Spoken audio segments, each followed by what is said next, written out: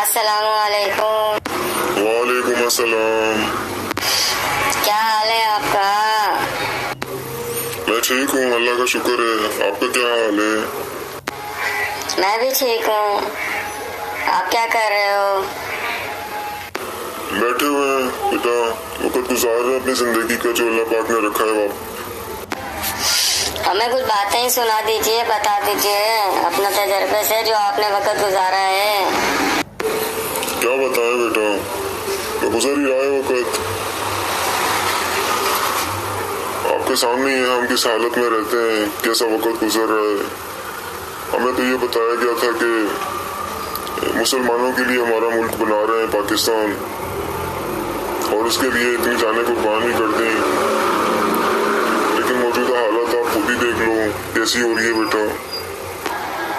वो तो हम देख ही रहे हैं, आप ही कुछ बता दीजिए तफसील से।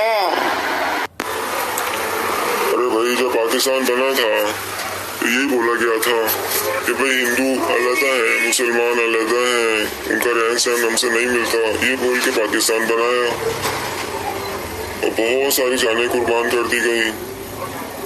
फिर उसके बाद क्या हुआ है, यानी कि आप देख लो, जब से पाकिस्तान बना है अब तक जानें ही कुर्बान होती जा रही हैं। गरीबों की तो हालत बहुत ही खराब है, बहुत बुरी हालत में गरीब रह रहे हैं। जी दादाजी, हम तो देख रहे हैं कैसी हालत है। कुछ तरह तफसील से तो बताइए, आप क्या कहना चाह रहे हो? अरे भाई, पाकिस्तान जब बना रहे थे तो कह रहे थे कि हिंदू जो है उनके साथ हमारा रहन सहन नहीं मिलता, और मुसलमानों के लिए हम एक अलग मुल्क बना रहे हैं। फिर पाकिस्तान बन गया तो उस वक्त जो है न जाने कितनी जानें कुर्बान हुई हैं। फिर उसके बाद जो है वो हुकूमतें आती रही हैं और चलता रहा ये मुल्क। फिर इस मुल्क टुकड़े कर दिए, टूट गया ये मुल्क, फिर जानें कुर्बान करी हैं। बस जब से पाकिस्तान बना है इधर तो खून खराबा ही देखते चले आ रहे हैं। हाँ दादाजी, ऐसा तो है, लेकिन अब क्या करें, अल्लाह हिदायत है इनको।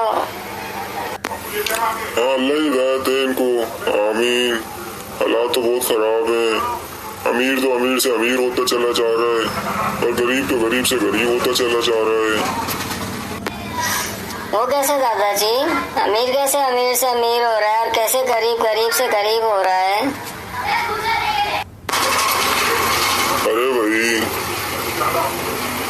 अल्लाह ताला ने और रसूल पाक सल्लल्लाहु अलैहि वसल्लम ने हमें यही दरस दिया कि मुसलमान भाई भाई हैं और सारे मुसलमानों के हकूक बराबर के हैं। लेकिन हमारे यहाँ तो हालत ही अजीब सी है। आप खुद ही देख लो, जितने पैसे वाले अमीर ताकत वाले लोग हैं, फौज वाले हैं या सियासी लीडर हैं या जज हैं, बड़े अदालतों वाले हैं या गवर्नमेंट के मुलाजमीन हैं, उनको तो आप देख लो, उनके पास तो बहुत सहूलियात है। वो जब नौकरी पे भी होते हैं तो उनको बहुत कुछ मिलता है, जब नौकरी पे नहीं होते, रिटायर होते हैं, तो भी उनको बहुत कुछ मिलता है। लेकिन गरीब का क्या है? गरीब आदमी तो उठता है, बैठता है, अपना मेहनत मजदूरी करता है, उसके पास जो होता है वही उसी का होता है। बल्कि गवर्नमेंट वाले उसे ले लेते हैं, बहुत तरह तरह के टैक्स लगा देते हैं उसके ऊपर। ये हालत है यहाँ की।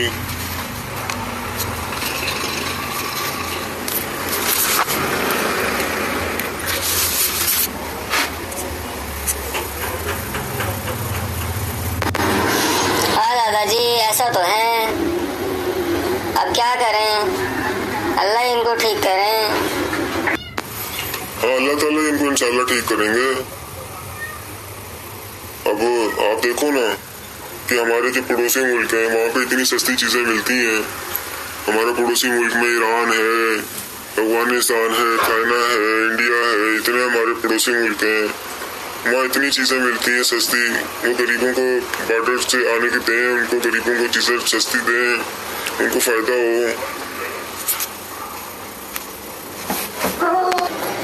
हाँ दादाजी, गरीबों के पास पैसे ज्यादा नहीं होते, थोड़े पैसे होते हैं, उनको सस्ती चीजें मिलेंगी तो उनको सहूलत हो जाएगी, वो अच्छी जिंदगी गुजार लेंगे। हाँ बेटा, इनको सस्ती चीजें मिलेंगी तो वो आसानी से खरीद लेंगे, महंगी चीजें तो वो नहीं खरीद सकते, उनके पास इतनी ताकत ही नहीं होती खरीदने की।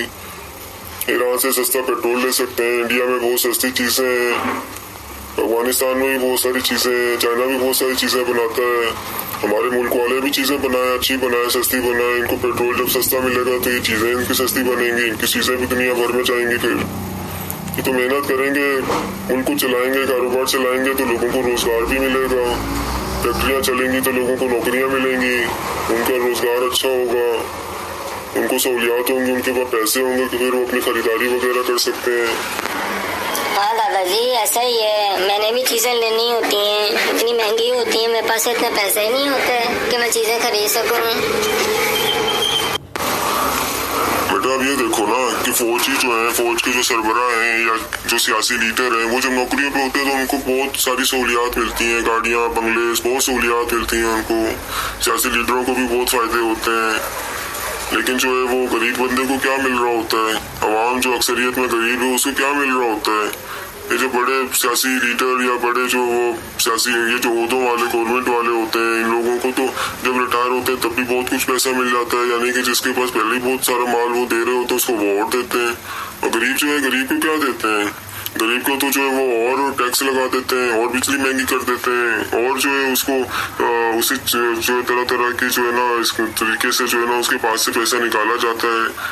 बिजली कितनी महंगी करती है आप खुद ही देख लो, सब्जियां महंगी हो गई हैं और बहुत सारी चीजें जो है वो सारी महंगी होती चली जा रही हैं। आप देखो तो सही कितनी महंगाई हो गई है।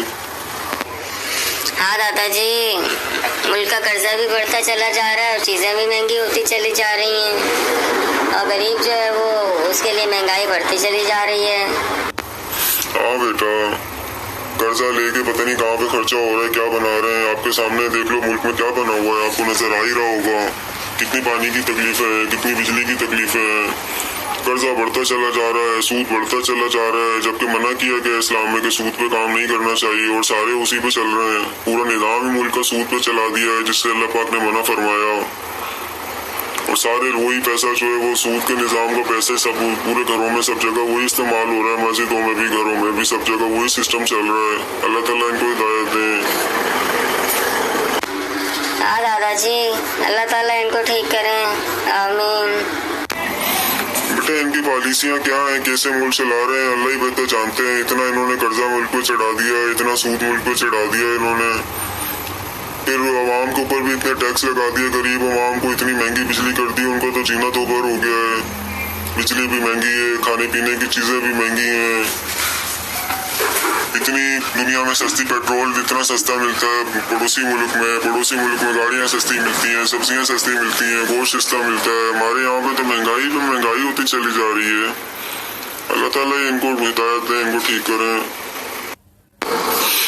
एक तो ये कर्जा लेते हैं, कर्जे का पैसा भी जो है वो खर्च कर लेते हैं, सूद भी बढ़ता चला जा रहा है, फिर अवाम से टैक्स लेके कमाते हैं, वो भी खर्च कर रहे हैं। फिर उसके अलावा बाहर से जो मुल्कों से, जैसे हमारा मुल्क पड़ोसी ईरान है, वहाँ इतना सस्ता पेट्रोल है और यहाँ हमारे यहाँ इतना महंगा बेचते हैं, इतना मुनाफा गवर्नमेंट जगह जगह से कमाती है। पता नहीं कहाँ पे खर्चा करते हैं ये लोग, कहाँ चला जाता है इतना सारा पैसा। हाँ दादाजी, पता नहीं क्या हिसाब किताब है पैसे का। कहते हैं कि हर पाकिस्तानी जो है वो मकरूज हो गया है, यानी कि इन्होंने हर पाकिस्तानी के ऊपर जो है ना कर्जा चढ़ा दिया है, लेकिन वो आम आवाम को उसका फायदा क्या हो रहा है, उसके पास क्या आ रहा है, ये नहीं समझ आ रही। पैसा तो ले रहे हैं, जगह जगह से लेते हैं ये लोग, लेकिन वो किधर गया वो। हाँ दादाजी, पीने का पानी भी देखो कितना गंदा आता है, गटर वाला पानी उसमें आता है, सड़कें भी खराब हैं दादाजी, पेट्रोल भी इतना महंगा हो गया है, चीनी भी, आटा भी, सारी चीजें इतनी महंगी हो गई हैं दादाजी, और स्कूल की फीस भी बहुत हो गई है, वो भी बड़ी मुश्किल से देना होती है, दे पाते हैं, क्या करें दादाजी। बेटा अल्लाह पाक से दुआ करो, अल्लाह ताला इनको हिदायत दे, हमारा मुल्क अच्छा हो जाए, सस्ती चीजें आए तो सस्ती बिकें, गरीबों को फायदा हो।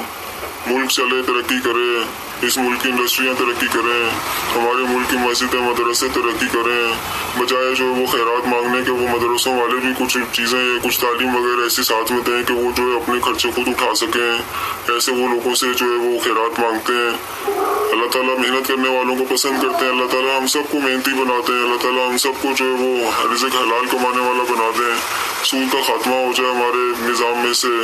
जिस चीज़ से अल्लाह पाक ने मना किया है हम लोग उससे मना हो जाए और ईमानदारी से हम लोग काम करें। अपने हिसाब किताब सब जो है वो ईमानदारी से लोगों को बता दिया करें। गवर्नमेंट सबको बता दिया करे कि जी हमने इतना पैसा कमाया और इतना खर्चा किया, ये सारा पैसे का हिसाब किताब है। वो जब आवाम को पता होगा कि जी हुकूमत के बाद इतना पैसा आया और इतना खर्चा कर दिया, ये देखो चीज़ें बनी हुई नजर आ रही है, तो आवाम भी मुतमईन हो जाएगी। हाँ दादाजी, जब आवाम को सारा खर्चे का पता होगा कि ये पैसा आया था, इतना पैसा आया था, इतना पैसा खर्चा हो गया है, ये चीज हमने बनाई है, वो सब सबको नजर आएगा, तो फिर जाहिर है फिर सब मुतमईन हो जाएंगे कि भाई क्या बना है। अभी तो हालत ऐसी है कि हमारे पास तो दादाजी बिजली भी नहीं होती है सही तरह से, पानी भी अच्छा नहीं हो रहा है, हमारी तालीम भी सही नहीं है। हम दादाजी क्या कर रहे हैं? बेटा सब्र करो, अल्लाह ताला से दुआ करो कि अल्लाह ताला हम सबको ठीक कर दें। आमीन।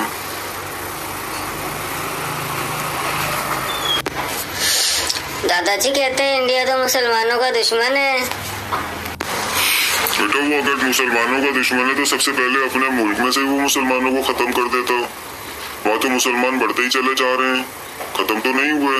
पाकिस्तान से ज्यादा मुसलमान वहाँ रहते हैं और पाकिस्तान में मुसलमानों की हालत तुम देख लो कैसी है। मुसलमानों की हालत बेटा ये पैसे वालों की लड़ाइयाँ हैं आपस की। गरीब तो वहाँ पे भी पिसा हुआ है, गरीब यहाँ पे भी पिसा हुआ है। हिंदुस्तान में भी गरीबों की, हिंदुओं की हालत देख लो, बहुत बुरी हालत है हिंदुओं की। मुसलमानों की हालत पाकिस्तान में देख लो कैसी है, गरीबों की बहुत बुरी हालत है। तो ये ताकत का खेल है बेटा, इसका मजहब से लेन देन नहीं है, मजहब का तो नाम इस्तेमाल हो रहा है। हाँ दादाजी ऐसे ही लगता है, अगर वो मुसलमानों का दुश्मन है तो उसको सबसे पहले अपने मुल्क से मुसलमान खत्म कर देने चाहिए। वहाँ तो बढ़ते ही चले जा रहे हैं मुसलमान। आप ठीक कह रहे हो दादाजी। हाँ बेटा ये सब दौलत का, पैसे का, जगह का खेल है। उनको वो चाहते हैं कि हम इनकी जमीनों पे कब्जा कर लें, इनकी दौलत पे कब्जा कर लें।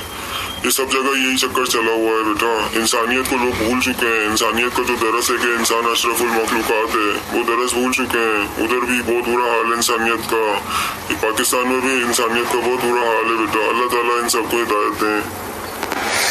आमीन दादाजी। अस्सलाम वालेकुम रहमतुल्लाहि व बरकातुहू। आमीन। वालेकुम अस्सलाम व रहमतुल्लाहि व बरकातुहू।